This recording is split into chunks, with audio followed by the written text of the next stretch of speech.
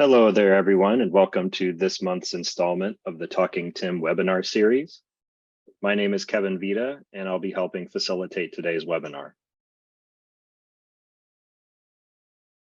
This webinar is sponsored by the Federal Highway Administration and hosted by the National Operations Center of Excellence, also known as NOCoE. As a quick reminder, if you don't know already, at NOCoE, we offer a variety of resources to support the transportation systems management and operations community. Now I'll cover a few logistics for today's webinar. First, you should see some poll questions show up in a pop-up window. If you could take a minute to complete them, we would appreciate that. The presentation slides will be sent to the attendees at the conclusion of this webinar. All of the attendees are in listen-only mode by default, but we'd like you to stay engaged by using the chat box for identifying yourself and the agency you represent, as well as any comments and questions you may have during the presentations today. We will have a Q&A session at the end of the webinar, so we encourage you to ask any questions as they come to your mind during the presentations today. The questions will be read aloud one at a time by the moderator, and our presenters will answer each question. So that's all I have. So now I'll pass it over to our moderator for today, Paul Joden, to start us off. And so I just wanted to confirm that we're asking everyone to complete the questions on top. And if you, for the second question, you just need to scroll down. Scroll down for the second question. You should be able to answer the questions, and then question 3, if you want to add something to that, that's fine. That's all we need there, right? Correct. All right, welcome everybody. Put on my camera. Don't like showing myself, too old and fat, but hey, thanks everybody for joining us. Really appreciate this TIM community that gathers with us every month, and really appreciate all the work that you do. With me is my teammates and Joe Tebow and Jim Ostrich. You'll be hearing from them in a minute, but it's my turn to facilitate the Talking TIM webinar. So with that, we'll move on to the next slide as people still coming on. So this is a disclaimer. Anything we talk about today doesn't mean if the federal government or federal highway, USDOT endorses those products. We're just sharing information, and it's up to you to decide whether it or not it is it is best suited for your use. So we're not endorsing anything here. Next slide would be today's webinar. We're going to hear from Jeff Jing on emergency vehicle preemption in the Phoenix, Arizona region. So we just wanted to remind everyone that that's an aspect of the Everyday Counts initiative, emergency vehicle preemption, and Jeff's going to talk about the latest technology. So we'll be more to come on that. We'll get deeper into the subject on a standalone webinar into the future. Also with us is Mike Hudson from Florida, District 5. He's going to talk about traffic incident management for managed lanes in Florida, but it's also many of the things that he does can apply to any TIM team or any section of roadway or any part of your TIM program. So we thought he has a great perspective, doing a great job down there. So we'll hear from him. Then we'll go on to some question and answers, and we're going to share some information on some funding, not a lot of funding, a little funding, and then we're going to close up the webinar with a listening session and some questions we have for you. So with that, I will pass it on to my colleague, Joe Tebow, and is going to talk a little bit about what did we? Oh, postcard. Hence, right, the star of life, right? Greetings, everyone. Joe Tebow here. A pleasure to be in front of you again.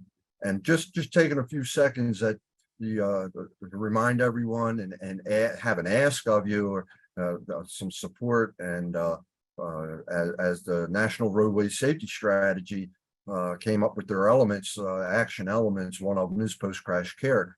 and that post-crash care element was assigned to both Federal Highway Administration and through NHTSA. You can see the actions here on the screen that were assigned to us. And one of the big ones, right, we had to develop an implementation plan, and part of that plan was to carry out these orders, if you would, right? And those kind of action orders are outreach and enhance the training for EMS, if nothing else. Gather up some information and maybe come together with some suggestions for best practices and so on. But we've been doing it, and we've been out there a lot, as you can see on the right hand side there, visiting a lot of organizations, both in person and virtually, and getting the word out. And the word is, we need to get in front of as many EMS departments, organizations that we possibly can. We need to get the word out to them as to what Federal Highway can do to help them get past the challenges and hurdles of being an EMS crew, first on the scene, out on the roadway, no heavy apparatus to block for you, and patients to take care of, right? So, we're taking a look to try to enhance the safety of everyone, for that matter, because if we keep them safe, we're keeping everyone else safe. But specifically for the EMS crews. So our ask is, if you know of an event, be it a symposium, a webinar, whatever it may be, in person, virtual, please drop our name, right, or help us out with getting in front of those folks, so that we can present the actions and what we can do for the EMS community. So if you know those things, please reach out to us. We have a lot of organizations looking out on our behalf, but a lot of things happen, locally at the local level that they may not very well be aware of at a national level. So if you know of it, your EMS or fire or take on the TIM role in your department, whatever it is, please, push the NRSS post-crash care for EMS, and that it's part of EDC 7. So it is one of the technologies for saving lives for EDC 7. So, looking for your help, appreciate it. Get hold of Paul, myself, or Jim Ostrich or Vishali, and we'll take it from there. So appreciate the few minutes to jump in front of you. Thank you all for all that you do. And I guess I pass it back to you, Paul. Well, you pass it back to me, but only because I'm going to lateral to Jim, Mr. Jim. Okay. Probably should have made it direct, but Jim. Thanks, Paul. Thanks, Joe. And thanks everyone for joining us again. I see 171 so far today. And a lot of the names are not familiar, at least to me, but we are very happy because we ask you every time to share the word of Tim and share the fact that Talking Tim occurs every fourth Wednesday of the month. So we thank you. So here you can see we've suffered since January 18 fatalities, line of duty deaths, as we call them. I'll say it once and I'll say it a trillion times if I have to. One is too many. Yes, we are tracking, I believe, less than 50% from where we were, or 50%, 42% of where we were at this time last year. But again, still, your work in this area to educate responders, guide them to the responder training, and just in general promote highway safety, responder safety, motorist safety. One day we'll get to zero. We just have to work collaboratively. So thank you for what you do. Next slide. The training numbers continue to climb, 600 and almost 57,000. Very, very good work that's going on. We're increasing slowly but surely again coming out of the pandemic. So as I said, we rely on you, all states, all jurisdictions, all counties, everyone to get involved, local, state, etc., to reach our goal of training well over 1 million responders. So thank you. Next slide. Here you see the 60%, the goal for the training. And if you look over to the right, you'll see there's 20 states that are at 60% or above. We still have about a quarter of states that are down, and you know who you are. We're here to help. Paul, Joe, and I, and our team, Vishali, Katie, everything we can do to help you, whether it's through a train to trainers, which I will say we are receiving an increased number of phone calls and emails asking about when the next virtual or in-person train to trainer is scheduled. So keep those coming. We'll let you know. Next slide. This is the bar chart. You can see for yourself. Joe Tebow, our teammate, who's our firefighter, medic expert, 40 plus years in the business, volunteer firefighter. He's working closely with NHTSA's Office of EMS to spread the word within the emergency medical services community for the TIM training, but it applies to all the categories, including towing and recovery. So I know we have Joanne Blyton on here with us today. As usual, Joanne is the president of the Tow and Recovery Association of America. And she's part of our executive leadership group as well, and a huge advocate and proponent of traffic incident management, highway safety in our nation. Next slide. Here's the progress since the last report.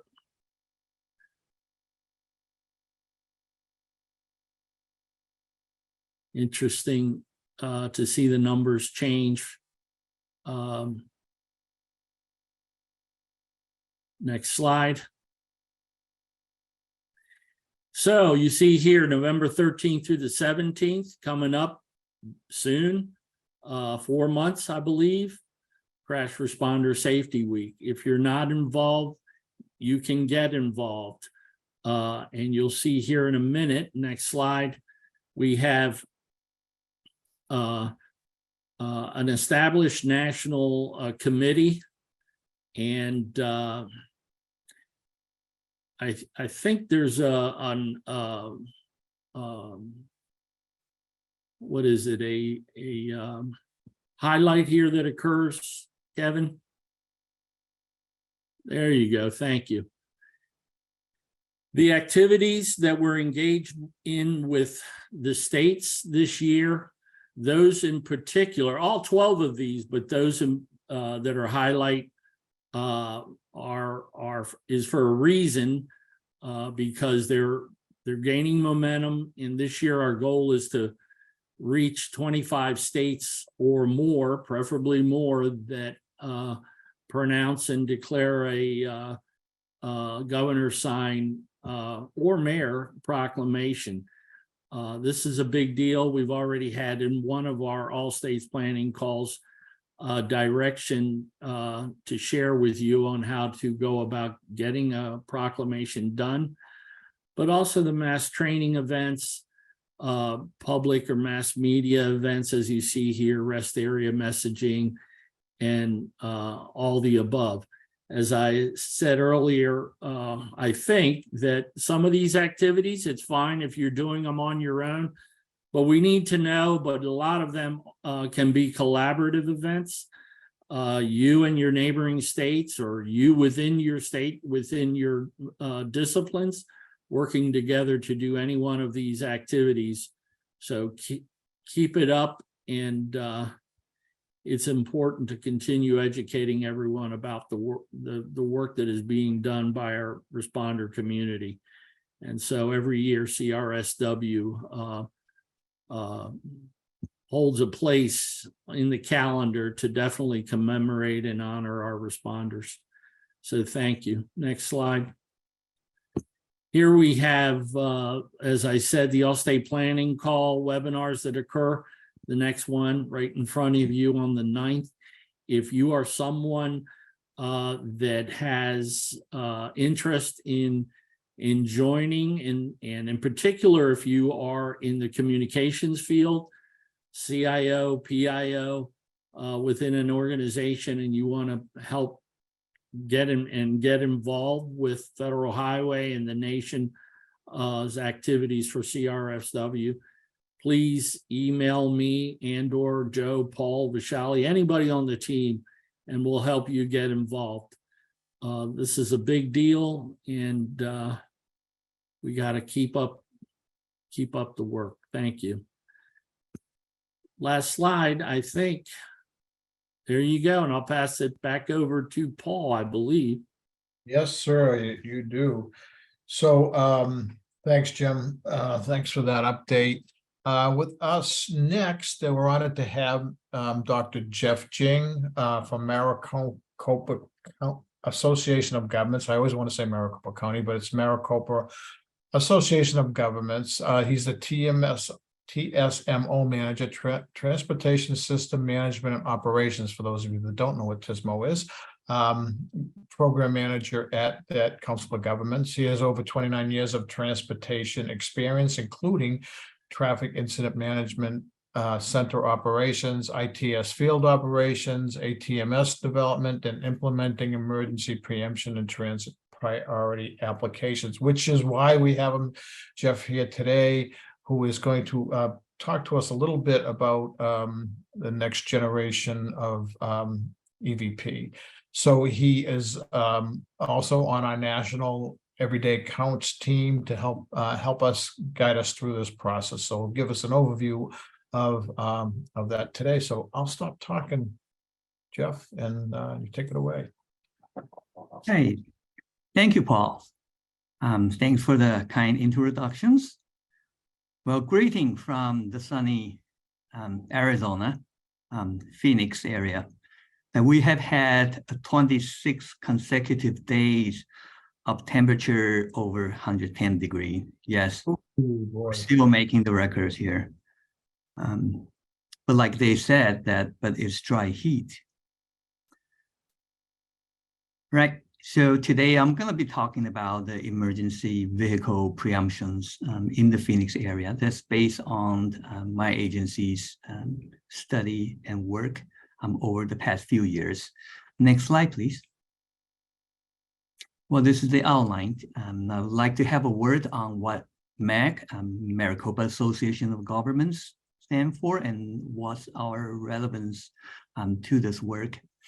What is EVP? We're dive into the basic definition of it, and we'll talk about why we need it. And I know we're also going to be looking into some reported benefits, which is important to the deploying agency.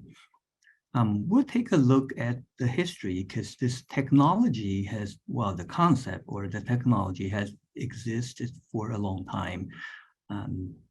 So we'll take a look at the history and see how it evolved. And then we will dive into the primary technology available to us this day.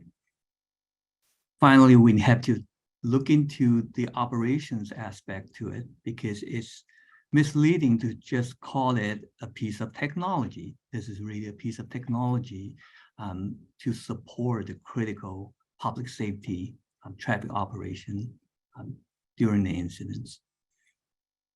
And then finally, I would like to share all the regional perspectives of deploying the EVP.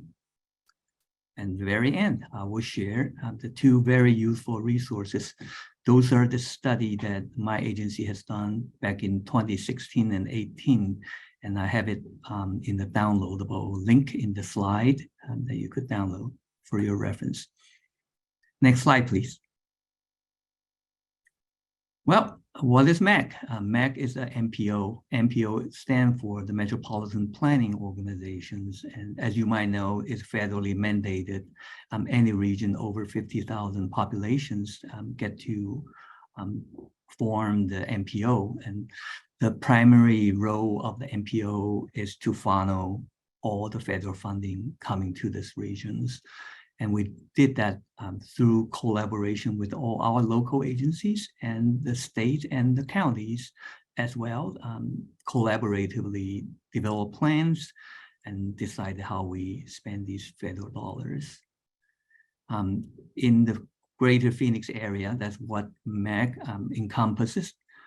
We have about 27 cities and 3 native nations, and it's a pretty large area, and it's very progressive.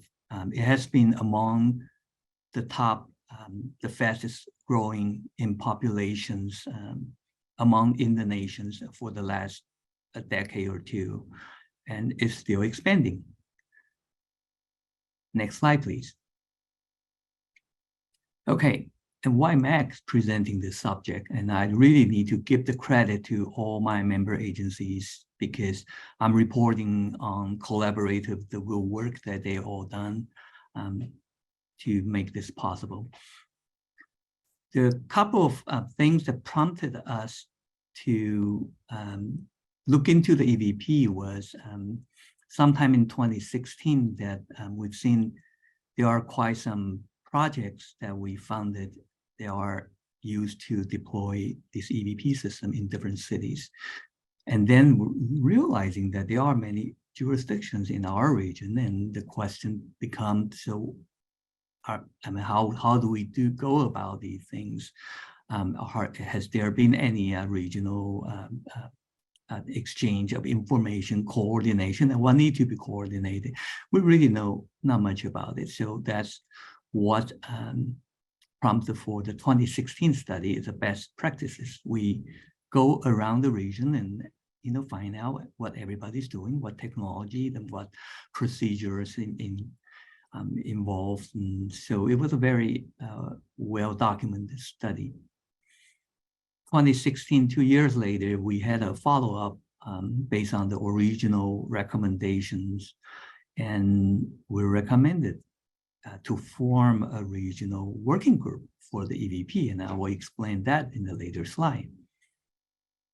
And very quickly, we established the regional, no, not yet. Thank you, Kevin.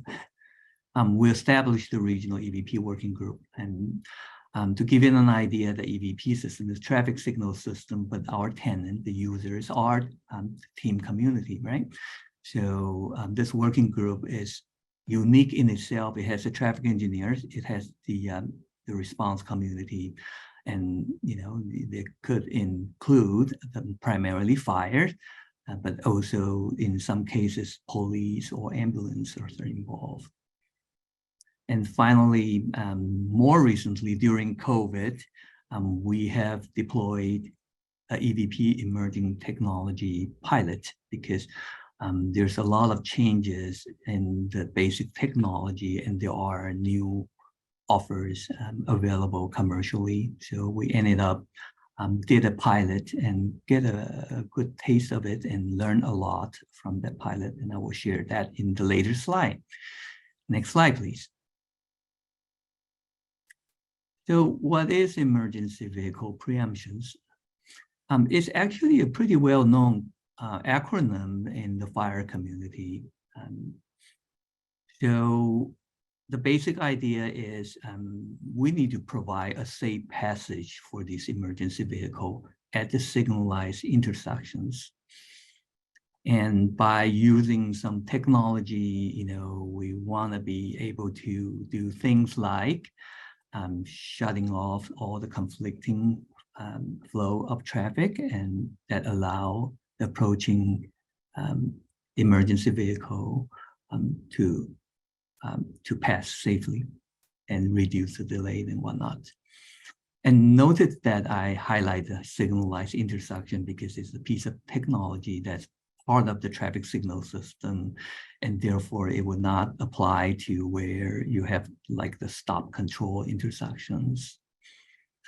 Well, another major motive for people to consider the EVP has been in the past few decades, especially endorsed by the fire community, is a proven way to reduce the response time. Think of when without the EVP, the kind of confusion involved at the intersections of fire engine, would have to slow down and horn and then the driver would not usually took a while to figure out, what's going on, but the signal is still operating normally, right? And there are pedestrians involved as well. There's a lot of confusions. So each intersection with cautions, it takes a long time to actually pass it. And as luck would have it, crashes would happen. So now looking at some of the statistics, this is just 2021 from the National Safety Council, 56% of death in that particular year are the other vehicle collided with fire engine. Bad idea, huh? And then next category will be the light blue, 15%. Those are the driver of the emergency vehicle, as well as the darker blue slice, which is occupant. Well, it's safer if you're occupant in the emergency vehicle. But then to our astonishment, that this yellow pie, that pedestrian account for a large share of death. And we're talking about death here, not including those injury. I'm looking at the crash type, multiple vehicle crash being the predominant. And that's meaning, you run into an emergency vehicle in most cases. And this is a very gruesome picture showing on the screen here that it tipped over this fire engine, and I don't know how that minivan driver would survive. Next slide, please. So let's talk about some benefits. These are quoted study from the US DOT ITS Joint Program Office.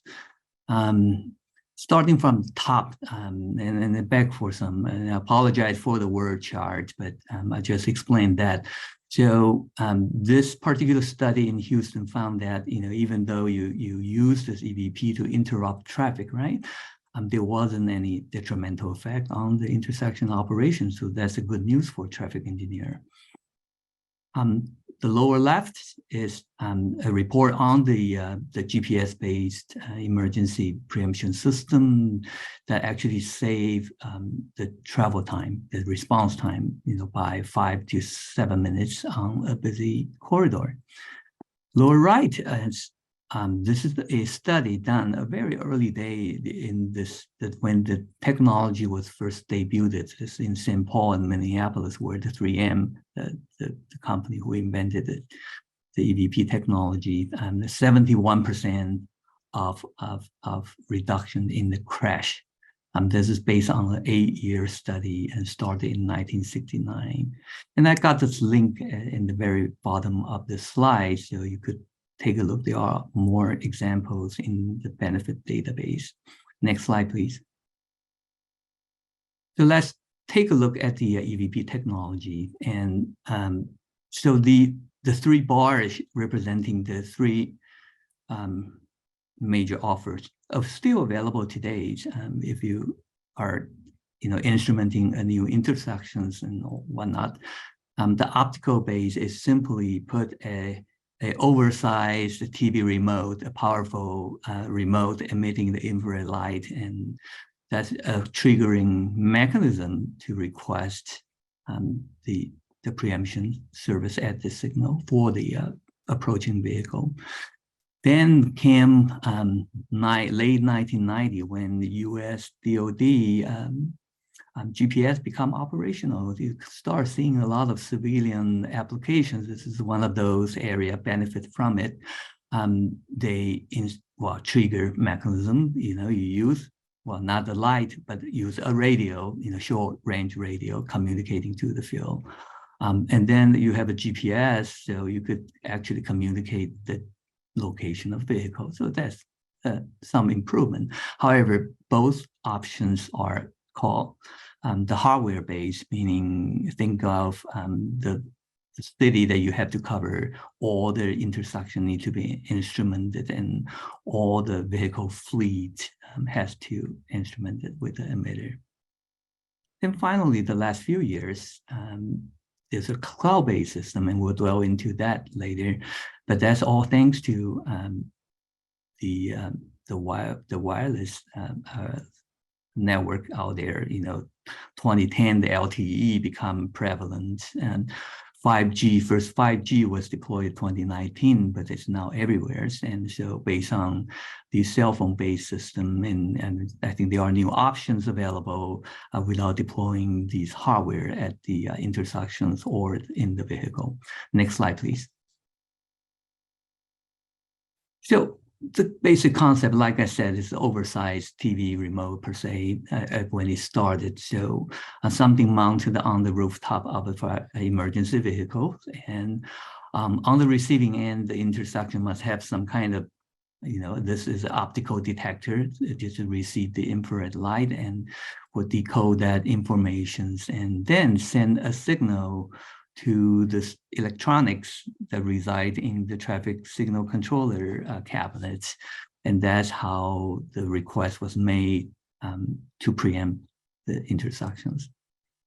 Now, next slide, please. Hardware-based. The optical still exists, and actually things got better.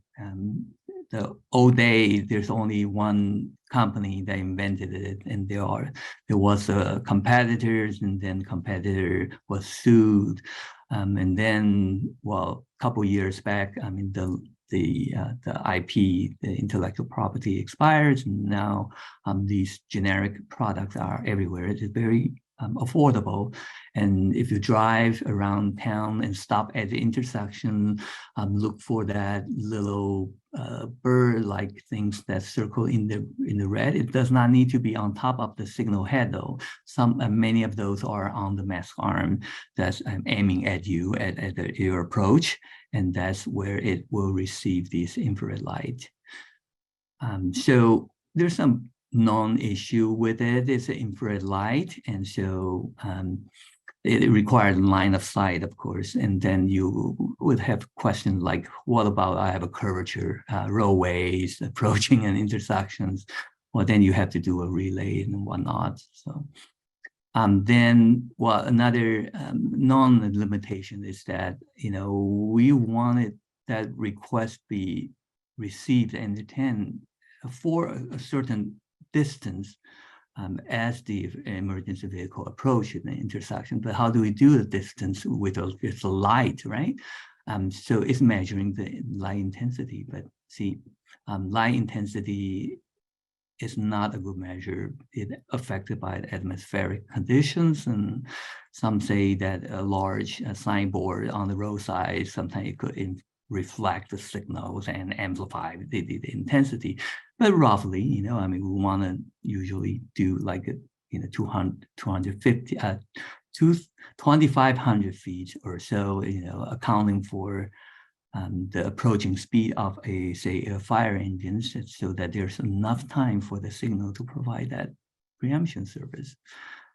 Now, the bottom of the chart is the GPS radio. It's the same concept. You still see instrumentation at the intersection, but there's only one radio for all approaches, as opposed to many for the optical. You need one for every approach, right? And then the radio is just a no-brainer. It's a short-range radio that you just communicate your GPS location to this radio at the intersection. With this mechanism and better measurement of distance, and distance translated into ETA, right?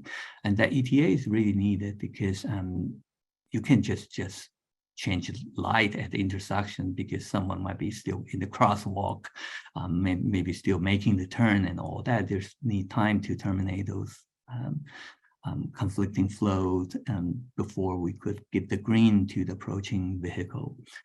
Now, next slide, please. Now, cloud-based GPS. So what does cloud mean? Well, I think we all know these days, if you have a smartphone, you're using some apps, chances are you're location is offered up, someone is tracking you, right? Some app might even know where you check into a store and mapping you to a database and whatnot. So the basic concept is pretty straightforward. Looking on the left-hand side, that is, say, the optical or radio system. The characteristic, you need instrumentation on vehicle at the intersections. And remember that the more thing you add to the field, the more maintenance requirements there are, and there's replacement and all other things. And some replacement will need to disrupt the traffic. Now, entering cloud-based, how do we do that? Well, these fire engine these days in the modern 911 dispatch system, every assets are tracked. So GPS is already on board. Something we call the AVL, Automatic Vehicle Location Unit, and that is tracking your location every single seconds. So having that information, and then we would tap into, say, the 911 dispatch, where an incident was initiated or created, and then and a particular dispatch, a vehicle was dispatched, or officer was sent, and all that jazz. That dispatch data, another source. So that source will pair it up with the particular vehicle, their location informations. Think about all the like a little dots in the map. Pair it with a map that has all the signalized intersections of the regions. And now you could see the moving dot approaching a intersection, and not all moving dots, but those that got dispatched to incidents. Now with this crucial information, that in theory, that you could say, well, this vehicle is approaching that intersection. It's about 2,500 feet, right? Our intended distance. Well, let's preempt that intersection. How do you preempt intersections? Well, good thing that nowadays a lot of the traffic signals are centrally monitored, meaning there's a center that could control it, and these requests and could just be sent over a network through to the field. So now you can see that there is an alternative to the hardware based. But think about a few things, and those, you have to answer when you consider that in your jurisdiction, that is a cell basis, based largely on your self coverage. And fire, you don't know where you gotta go. It's not always the most populous area, right? You want to make sure that you've got this decent, sufficient cell coverage. And other thing is the signal being able to control from the sender. Still not 100% in the US. There are some agencies that still does not have such capability, meaning signal just running independently. Those will not be eligible for these options. But as we improve our traffic signal system, as we improve our cell coverage, I mean, this is becoming more and more appealing options. Hey, Jeff, we need to move it along, so if you can Sure. speed it up a I'll little wrap bit. it up. Next slide, please. Well, regional perspective, if deploy these things in all my jurisdictions, that's one thing. But keep in mind that 911 are subject to auto aid, meaning vehicle venture out of your home jurisdiction. So the deployment of these things need to be coordinated, because at the end of the day, when it comes to the actual response to an incident, it's the right-hand side, the space is contiguous. It's not limited by the jurisdiction boundary. Next slide, please. Now, very quickly, I'll wrap it up in 2 minutes. What do we mean? Well, interoperability for obvious reasons. Every agency deploy their systems, right? Then chances are your vehicle might not work in other agencies.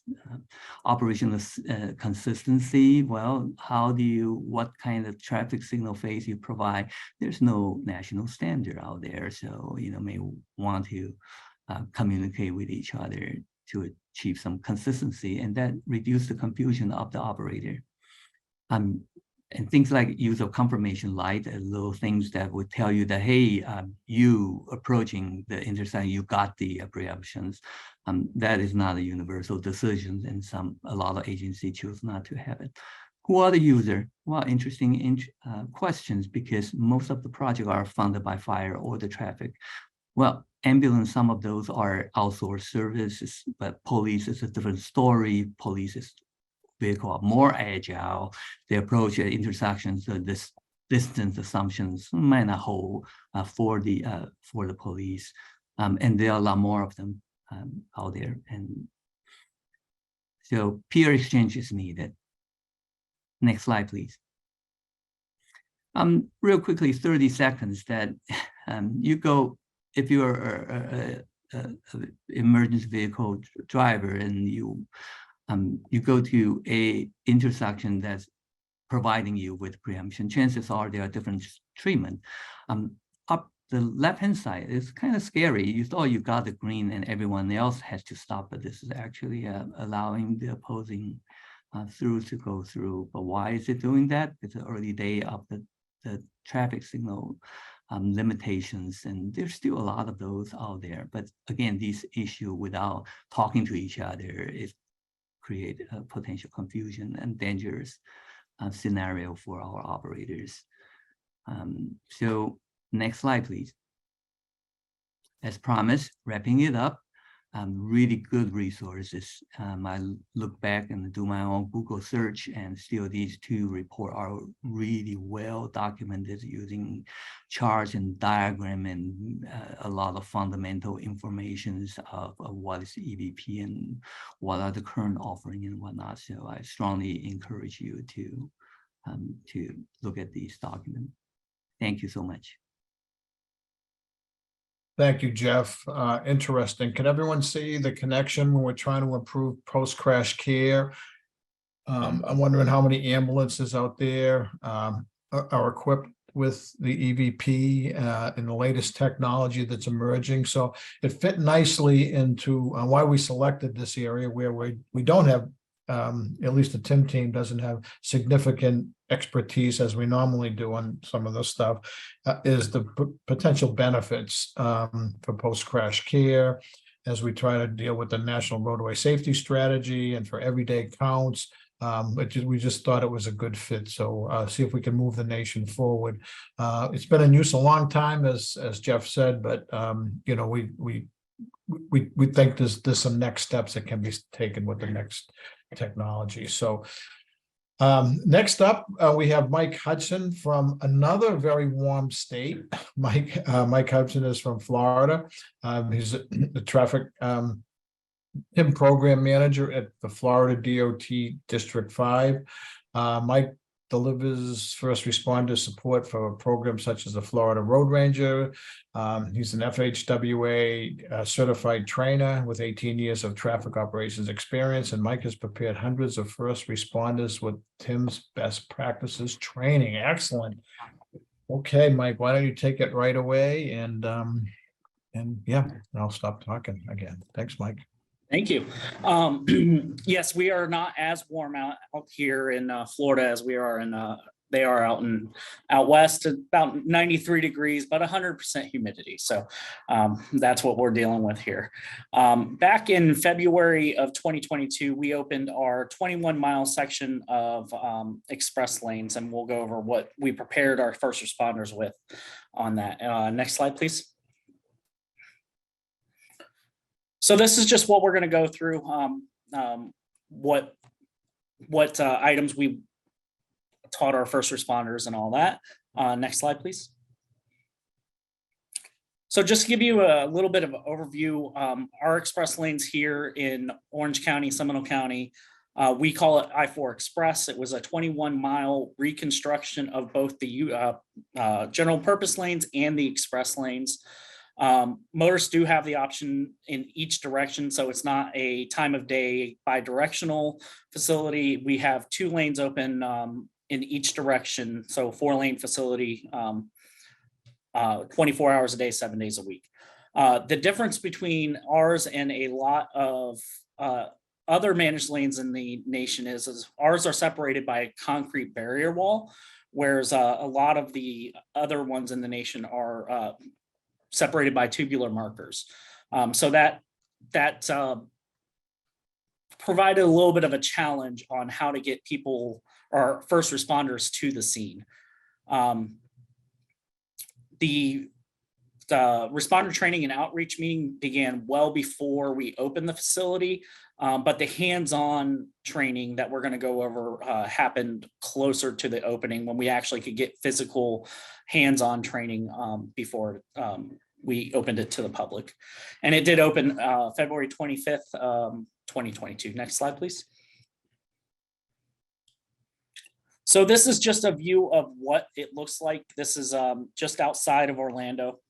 And then a map of the full express lanes. Next slide, please. And this is just an overview of another rendering of what our express lanes look like. And as you see, there is a barrier wall in the middle and on the outside separating the general use lanes. Next slide, please. So all of our tolling is collected electronically. There's no cash option. It's all toll by plate. It does require a SunPass or any other Florida accepted transponder, which you can see on the right. Next slide, please. And then just some of the signage. The toll rates are displayed before entering the lanes, so motorists are advised what the rate is going to be. The motorists will pay the amount or shown less, and additional signing is on the exits as well. Next slide. So permitted vehicles, any 2-axle vehicle equipped with Florida transponder is accepted. So trucks or trucks with 3 axles or more are excluded from the express lanes. This includes trailers, boats, anything of that nature. Our transits links, our transit agency links and Vanpool are permitted in there, so we do allow buses. And we've worked with our first responders to make sure they have toll exempt cards or transponders. Next slide, please.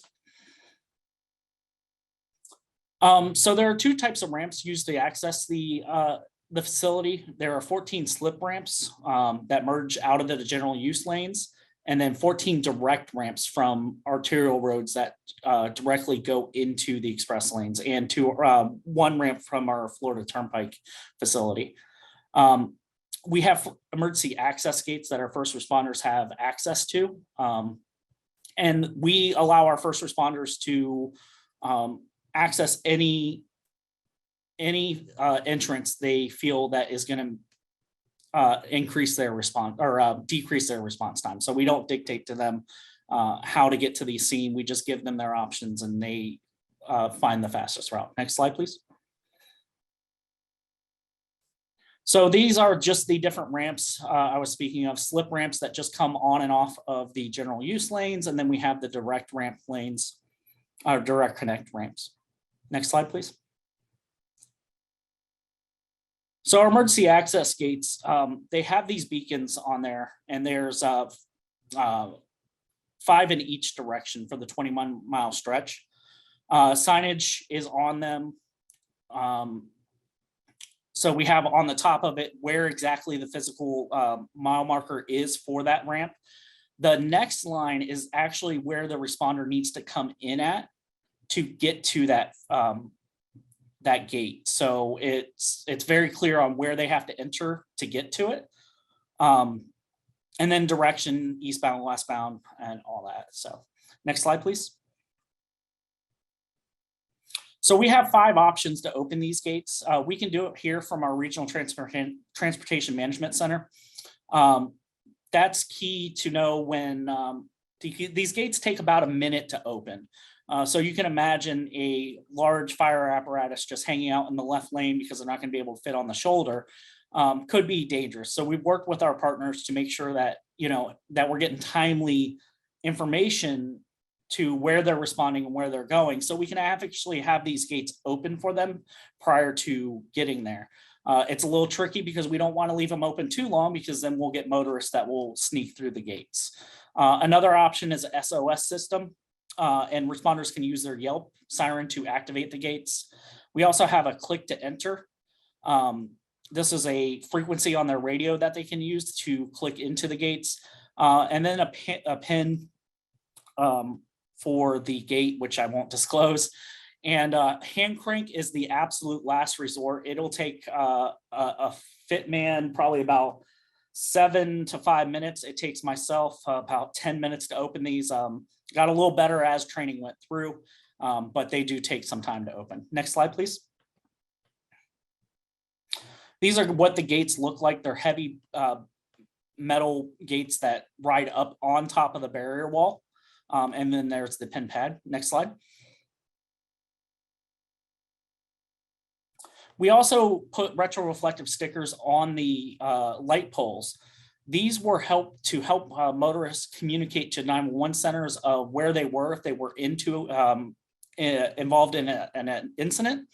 So the top one is, again, we focused on where would the responder need to get to this incident. So the cross street of where the responder needed to enter, the direction, and then the access type, whether it was a gate, slip ramp, or direct ramp, and then the exit number of where they're closest to. So next slide. There's also several standpipes located throughout the corridor that were located by GPS, and there are blue pavement markers on the right shoulder.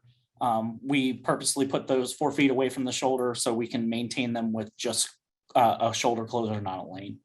Next slide. So we also gave a lot of hands-on material on instructional videos, which I'll show at the end. Other large maps that they could put into their stations. It looks very similar to the ones that we disseminated to the public, but these are actually for the first responders. It included information or dispatch for dispatch personnel. And early on, we also used drones. We didn't have our drone team up and running like we do now, but we piggybacked off a local fire department with us, and they were gracious enough to go through the whole corridor and GPS locate the whole express lane so they could provide it to every single agency throughout the corridor to put into their CAD. So we were very gracious on that. Next slide, please. And these are just some photos of the MOCs incidents that we had. February was kind of a blur for me. The first beginning of 2022, we were doing a lot of training out there, hands-on. We would put my field unit into the act like it was in the wall and tell fire department to come and respond. Several trainings on the gates on how to open them manually, because it is a several step process to open those. Next slide, please. And then we also did a lot of express lane tours throughout the corridor before it opened. I know it looks like I'm running from FHP here, but I'm actually not. It was a large tour that we had through the express lanes and our fire department folks as well. This was really well received, and we've actually implemented in our district now. Anytime we open a new facility, we do offer it to our first responders to get some training on just driving the corridor before it opens. That allows them to go at their own pace, stop in certain places that are key, and ask questions to the department from us to see what some of their concerns were. So we have the Wekiva project that we're working on, and we've been doing several tours on that as well. Next slide, please. So safety is obviously a top priority. The speed limits are the same in the general use lanes as they are in the express lanes, and FHP and local law enforcement have been out there enforcing that. The other key difference between our express lanes and a lot of express lanes throughout the nation is we have a full shoulder for our incident management. So that's been a great thing where we can just push, pull, drag stuff off the road and put it on that shoulder and work it there. We have our road rangers, which are our safety service patrol. They're available to assist motorists and emergency personnel in the express lanes. They are 24 hours throughout that whole corridor. And then there was integrated incident response, involved coordination and training with all those following agencies and much more. Next slide, please. And this is the video that we distributed to the first responders. I-4 through Central Florida includes express lanes in the center of the interstate, 2 in each direction separated by concrete barriers. There are 2 types of ramps used to access I-4 Express. 14 slip ramps to merge in and out of the general use lanes and express lanes, and 14 direct connect ramps that allow direct access from express lanes to surface streets. First responders also have access to I-4 Express via Emergency Access Gates, or EAGs. When responding to an incident, I-4 Express can be accessed using the closest entry point, which may be a slip ramp, direct connect ramp, or EAG, whichever is closest to and before the incident, and whichever the first responders determine is the best option. For example, if an incident occurs on eastbound I-4 Express in downtown Orlando, an emergency response vehicle can use the direct connect ramp from Anderson Street to enter the express lanes. If entering through an EAG, this is how you locate and operate the emergency access gates. There are 5 EAGs on eastbound I-4 Express and 5 on westbound. Signs posted prior to and at the gate location look like this: EAG, mile marker, direction, and the cross street where the responder will need to enter to proceed to the EAG. There are 5 ways to open the emergency access gates. The Regional Transportation Management Center, or RTMC, can open them remotely. You can activate your siren on the Yelp setting to signal the gates to open. Open the gate using a designated channel on a mobile or portable radio. Open the box on the access gate and enter the provided PIN number. Or open the gates manually using a hand crank. Retro-reflective stickers will be posted on every light pole within the I-4 Express Lane system and will help motorists involved in an incident let 911 centers know where they are within I-4 Express. The purple with white lettering sticker has the cross street. For example, 436 is State Road 436. The direction, E for eastbound, W for westbound. The access type, G for gate, S for slip ramp, D for direct ramp, and the mile marker. Standpipes are located along the corridor and can be pinpointed via GPS. 4 blue reflective pavement markers, or RPMs, are on the right or left shoulder next to the standpipe to assist with identifying the standpipe's location. A shoulder closure is all that is needed to maintain them.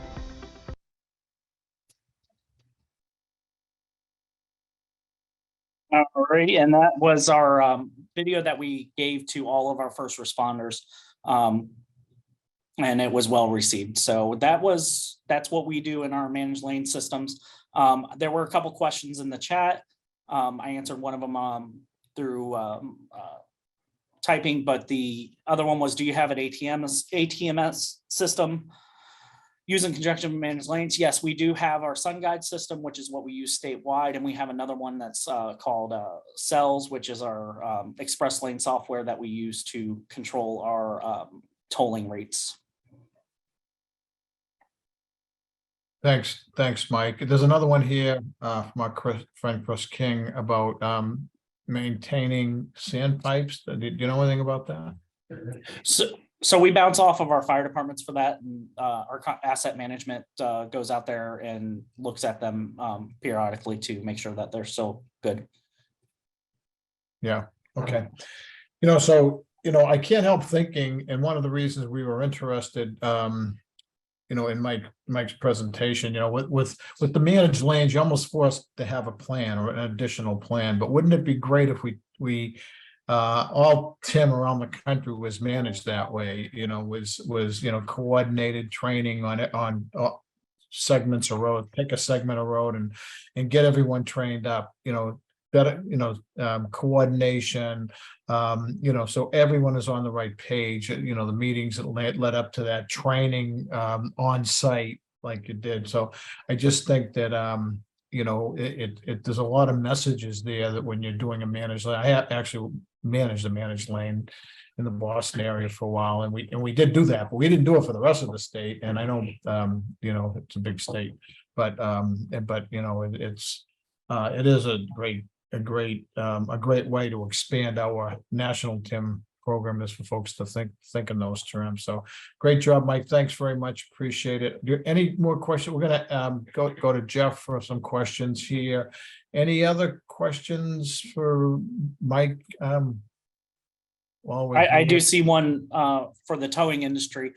We did also invite our towing partners to it as well, that we're working through the managed lanes, and they were appreciative of it as well. So we do have towing partners throughout our district that help us out with these things. So. Okay, great, Mike. So I see there's a couple of questions for Jeff too. Shall I help me out here?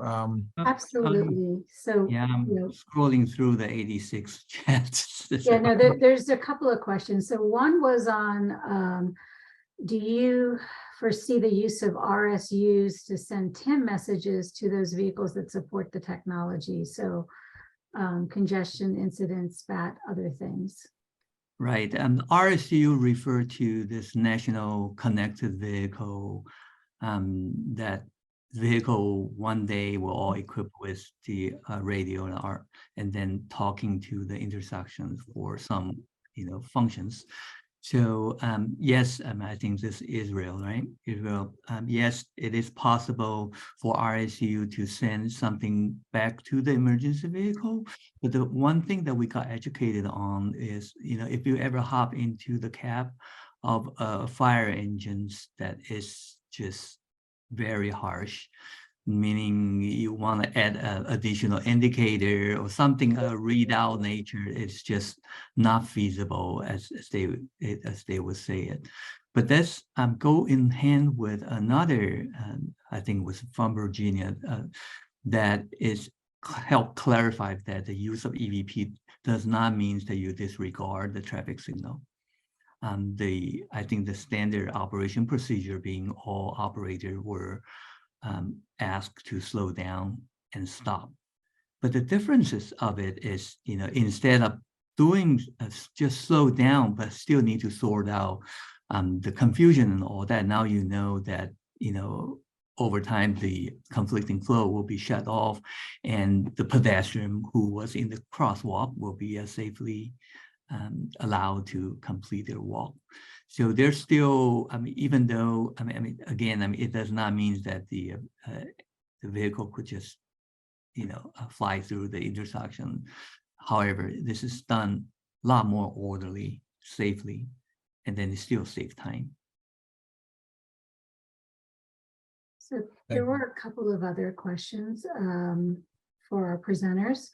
One of the participants noted the value of a cloud-based approach for establishing detection zones and allowing for timed green waves to flush out the traffic ahead. I'm wondering whether you guys do that at MAG and member agencies. That is really the advantage of this cloud-based. I think what this comment referring to is because you are literally mapping moving dots from a vehicle and the intersections. With that real-time update information, you could do a lot more. You could consider perhaps the traffic conditions. So that time before the signal got preempted is not a fixed one. You actually could wrap in other factor. So that then again, the idea is that we don't want the vehicle to arrive at the intersection stop bar while the intersection is still struggling to trying to provide the preemption. So that, so-called green band being, yes, you could now better time this more precise time to provide the preemption service to the approaching vehicle. Right, so you're clearing out large queues of stop traffic before the fire engine or the ambulance even gets to the intersection, because you know its likelihood of arrival time.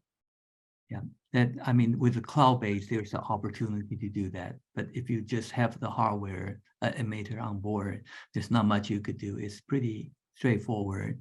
You just shoot to the intersection and start working on something. Okay, and then Philip, and I'm not going to try to pronounce the last name, asked whether anyone's worked with fire engine manufacturers to make it easier to mount devices on these newer systems, whether it's in or outside the cab. Yeah, so mounting, again, I mean, there are two types, or one, the hardware-based, either there is an emitter and or still need a radio, right, mounted on the rooftop. But I want to report that because of this infrared system has been out there for a long time, and there are a lot of generic components. The latest trend has been the manufacturer actually included the built-in emitter in the light bar that you buy for those things. So it's kind of, you know, streamlined it, but it back for other questions that, you know, one has to know how many vehicles actually got granted the access, right?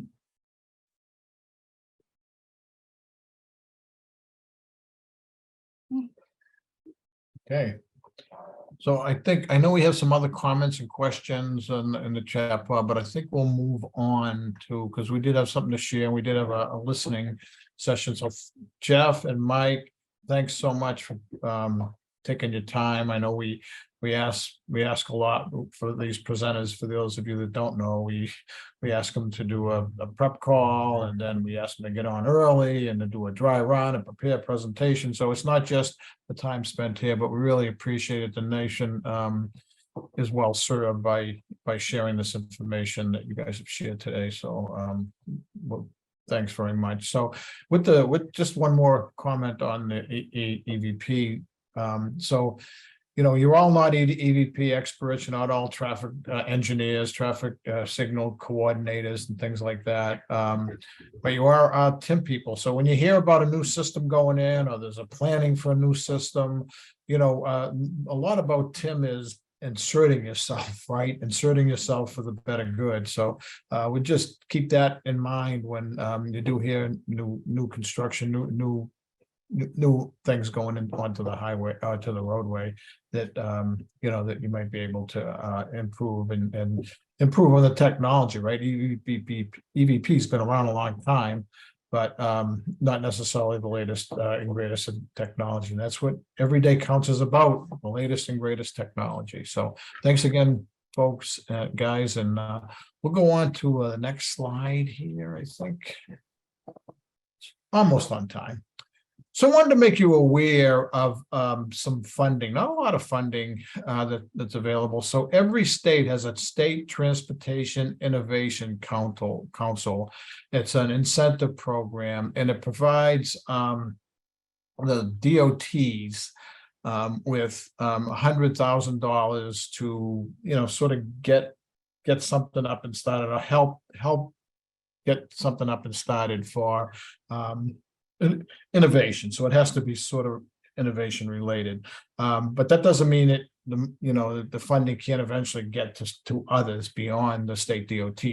The mechanism for the funding would go through a state DOT. So we've learned that you know, and it's $100,000 per state per fiscal year. So we've learned that for this fiscal year, which ends September 30th, many states haven't applied for their STIC funds to use up their STIC funds. So and then also in the new fiscal year is coming up October 1st. So they can, you know, there's another round of funding that can be made available. So we just want to, Fischel, did we list the states here somewhere? Yeah, there's a slide at the end with the states. Oh, okay. So we'll show you which states that we're aware of, and it may not be comprehensive, but we're aware of. So yeah, why don't you go to the next slide?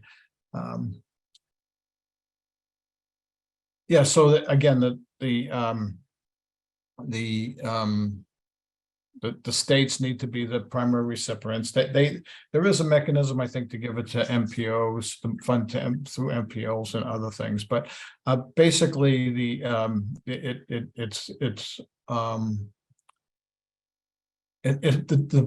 the grant request has a better chance if it's connected with one of the Everyday Counts programs that that you're familiar with. Hopefully, if you participate on this webinar, but the technologies we use, and just to remind, are all eligible.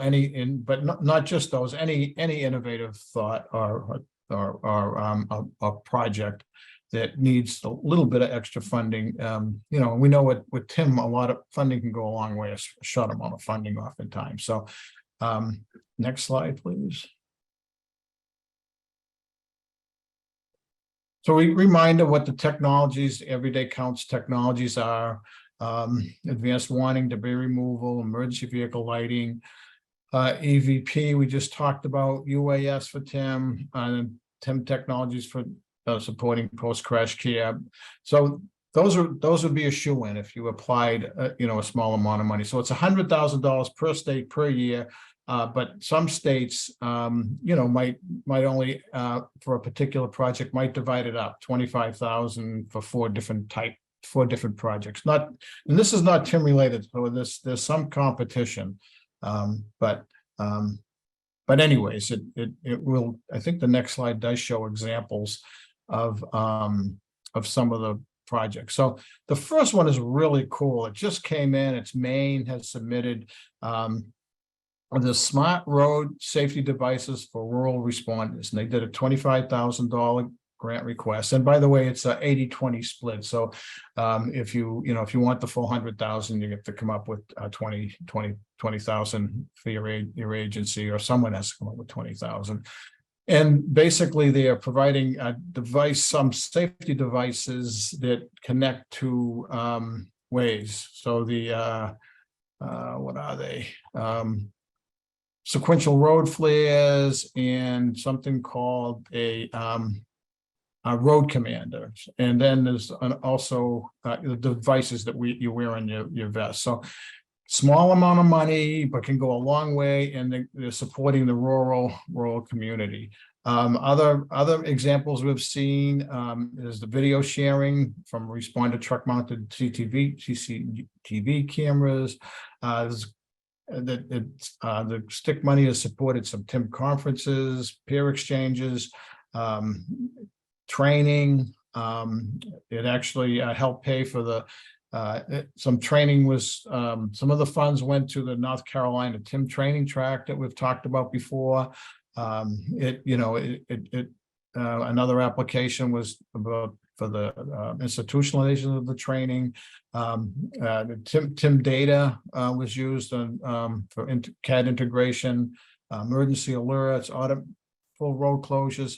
Just, I shouldn't be reading the list. That's a no-no. But and then there was for crash investigation in TIM. So there's a lot of different uses. But the main thing is, if you're a TIM person, which you all are, we hate leaving money on the table. Since the end of the fiscal year, and the next slide, please, the end of the fiscal year is fast approaching. There's only a couple of weeks, maybe mid-August would be the latest that they can, look at the application and get the money out. They have to get the money out the door before the end of the fiscal year. So the process would be, you'd have to go, there's a stick committee and there's a stick coordinator at the Federal Highway Division office and at the state DOT. All the states, including DC and Puerto Rico, have a stick coordinator at the DOT and the Federal Highway Division. So, if you have any ideas or any uses, that particular grant was for Maine was really cool because it it had the rural aspect to it. It had the, trying to help out these, cost, these poorer, rural communities. So and a little money will go a long ways and helps and protect the responder that's out there. And I mean, there was just so many great benefits to it. So kudos for Maine for coming up with the concept. And that was approved just recently, and they'll start deployment soon. And by the way, there's also a possibility of connecting the training to it. Hey, come to this training 4-hour session and get trained up in this technology. We'll give you the technology and also we'll give you the training. So just a thought. So next slide. So this is our listening session, and we're a little bit behind, but we do have some time here. We had some questions here. Is that right? Joe and Jim are going to participate in this and as well. So get ready. We're gonna put this on the screen. Their EVP corridors in our region. I'm just trying to get a handle on how much EVP is deployed throughout the country.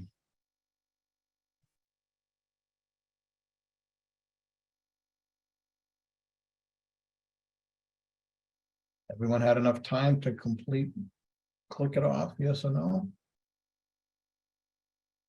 Kevin, can you share the answer? What's that? I was going to say, Kevin, can you show the outcome? Oh, okay.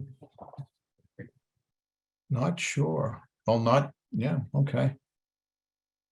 So there you go. We have work to do, right? We have work to do. Not sure would be to find out the information, and if your corridor doesn't have it, maybe you can push it along to somebody's brain. So which response disciplines can activate EVP along instrumented corridors? So those that answered in the affirmative, which I think we had about 25 participants who did indicate that they have EVP in their region. And so we're curious to see which response disciplines are actually a part of the EVP program in your region. So maybe we'll give it a few more seconds. Law enforcement, fire and rescue, EMS, others, not sure. And Kevin, can you go ahead and share the answers, make visible?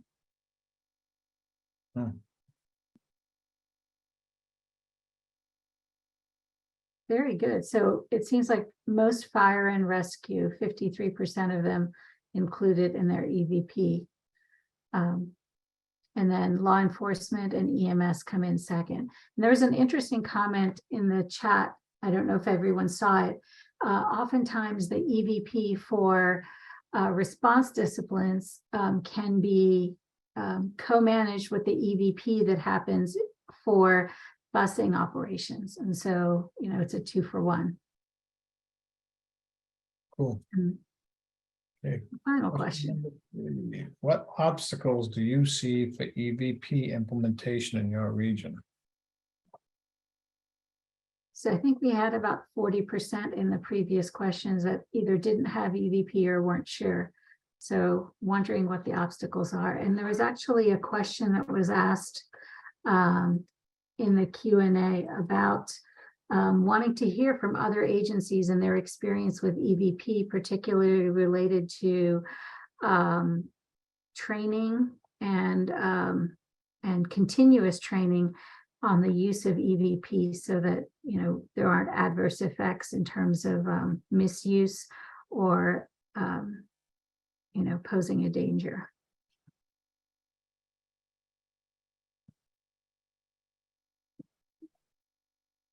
So shall we see the answer to this one?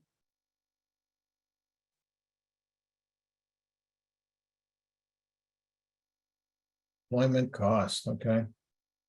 Yeah, so it looks like money and maintaining systems are the biggest challenges. Mhm. Makes sense. Makes a lot of sense.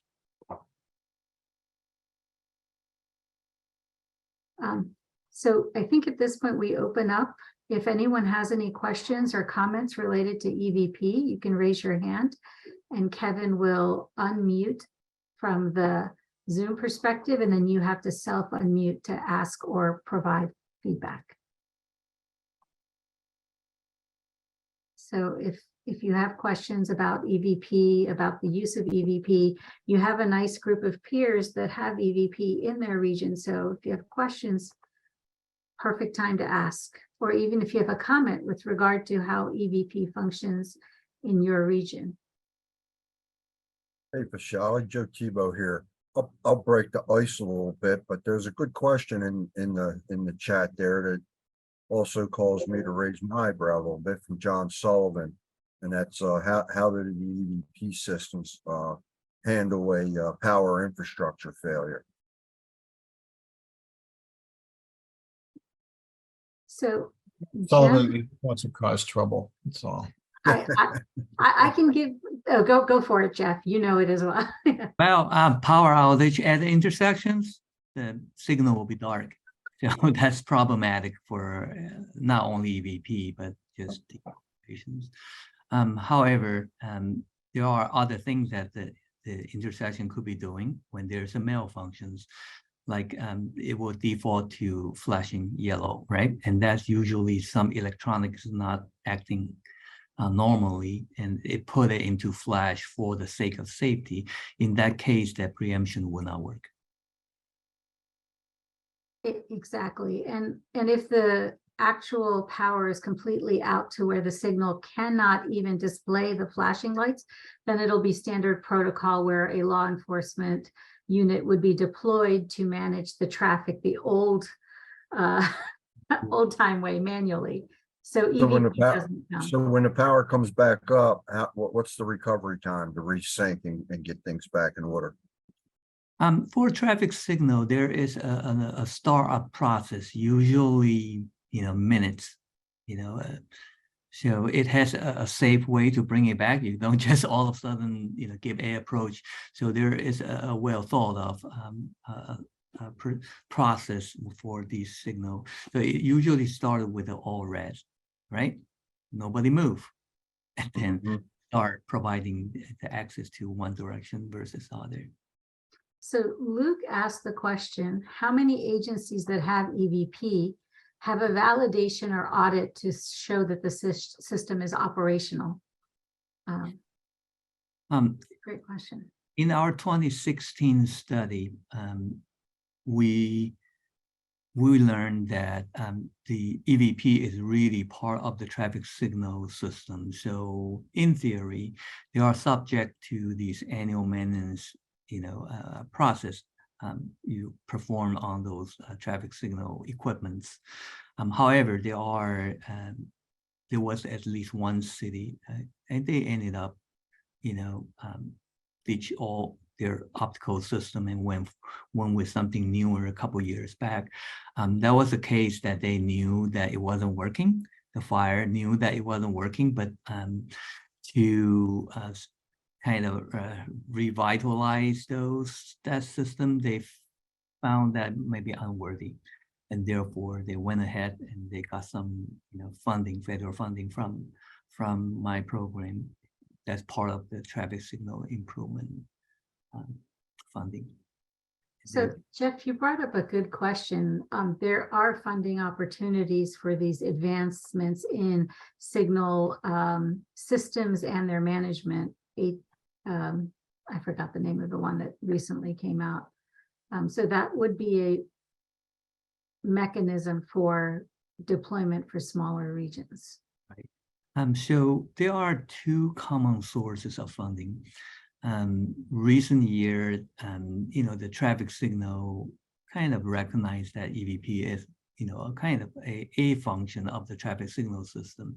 So there's no objection at, using the federal funding to fund the EVP project. There's another common source of the funding are the fire. Like I said, fire industry has learned that past decade that this will be a tool to cut down the response time. And so a lot of cities, they are quite, easy to raise, say, a fire bond or for law enforcement and other. They use those bonds to pay for a lot of these EVP system as well. Interesting. Any questions from the audience? I think there's a couple of other things. Was Charlie? Mhm. I'd like to ask Jeff a question. And Jeff, this is Jim Ostrich, Federal Highway. Sorry if I missed it, but did you talk about any conflicts that may exist with public transit, buses, and emergency response? No, there's no conflict. Actually, one of the comments was to point out correctly that these hardware-based EVP system, they could be dual use for providing transit signal priority. But granted that the treatment is different. Say for fire preemption, we really want to shut down the conflicting flow. But for transit, is a priority service. It is try to accommodate to minimize the opportunity for a transit vehicle would stop at the intersection, but it's optional, meaning you don't get it every time. It depends on where the signal cycle was as you approach. I mean, we don't do further sacrifices just for the transit, but it's kind of optional. If you made it within that time window, the system could provide priority service. And it's the same hardware they're using.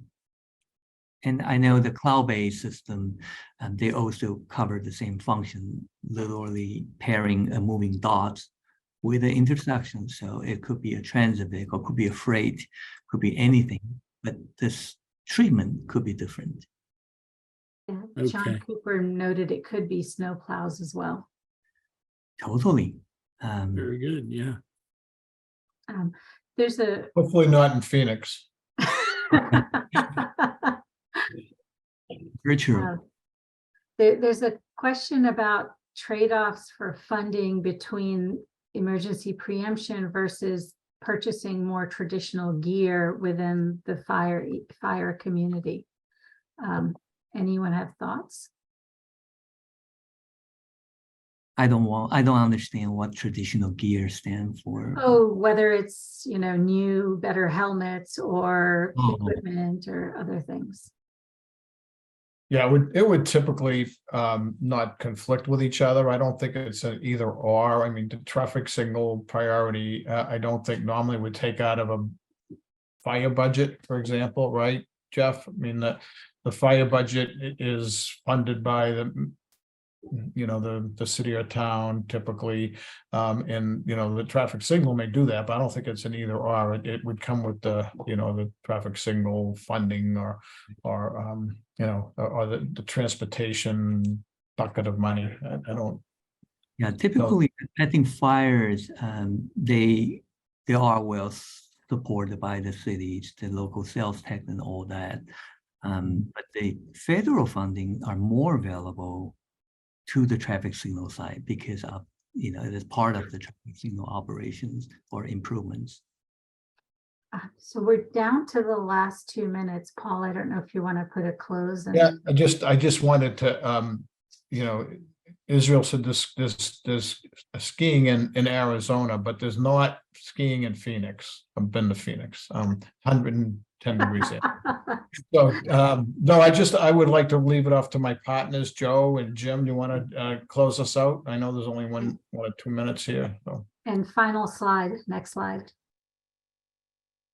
Next month. Oh, yeah, next month's Talking TIM, wearable safety light devices, and then a long-term major incident management. We're going to talk about that, and then we'll have communication strategy for major incidents for our listening session. So with that, Jim, you want to close us out? Joe, both, either, or? Joe, go for it, Joe. I'll just jump in to say that traffic incident management saves lives every single day. And when you combine that training with good common sense, right? It works every time. But always be prepared, right? They say in the biker world, dress for the slide, not for the ride. So keep your head on a swivel when you're out there. Make sure your system's set up properly, and be safe out there. Thanks for everything you do. Well put, Joe. Thanks, everybody, for participating. See you next month or sooner. If, of course, if you need us for anything, we're here to support you as best we can. Take care. Be safe, everybody.